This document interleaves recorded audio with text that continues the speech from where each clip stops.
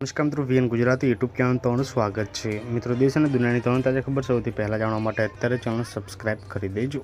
મિત્રો, ખૂબ જ મોટા સમાચાર સામે આવી રહ્યા છે, જ્યાં મિત્રો ખૂબ જ મોટી ખબર જે બાદ મિત્રો અહીંયા હડકંપ મચી ગયો છે। એકવાર ફરીથી વરસાદને લઈ એલર્ટ આપવામાં આવ્યું છે।